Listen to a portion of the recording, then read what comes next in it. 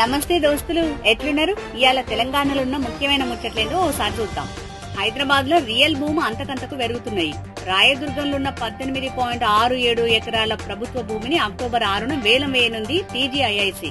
ఎకరానికి 101 కోట్ల కనీస ధర నిర్ణయించారు. బీఆర్ఎస్ హయాంలో జరిగిన మరో స్కామ్ బయటకొచ్చింది. దళిత బంధు పేరుతోటి 38,706 యూనిట్ల ట్రాక్టర్లు, వరి కోత యంత్రాలు లాంటివి ఇచ్చింది బీఆర్ఎస్ సర్కార్. అందుకోసం 3,884 కోట్లు ఖర్చు చేసింది.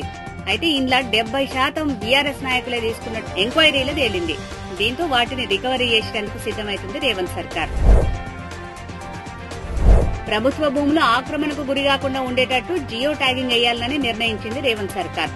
ప్రస్తుతం రెవెన్యూ శాఖ వద్ద ప్రతిపాదనలున్నాయి. డిజిటల్ సర్వే చేసి జియో ట్యాగ్ వేయనున్నారు. మున్సిపాలిటీలలో 100 రోజుల యాక్షన్ ప్లాన్ సక్సెస్ అయింది. 100 రోజులలో డ్రైనేజీ క్లీనింగ్, అపరిశుభ్రత మీద అవగాహన కల్పించారు. ప్రతిరోజు ఒక చర్చ, ఒక మార్పు నినాదంతో కార్యక్రమాలు చేపట్టారు. దీంతో మున్సిపాలిటీల పన్నుల వసూళ్లు కూడా పెరిగినాయి. ఆడోళ్ల విషయంలో కేటీఆర్ అనుసరిస్తున్న వైఖరి మరోసారి చర్చకొస్తున్నది.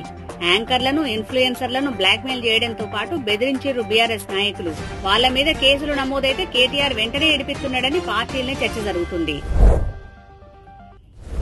ప్రతి ఇంట్లో పోషణపై చైతన్యం కల్పించే పోషణ మాసాన్ని నిర్వహిస్తుంది రేవంత్ సర్కార్. అందులో భాగంగా ప్రజాప్రతినిధులకు లేఖలు రాసిరు మంత్రి సీతక్క.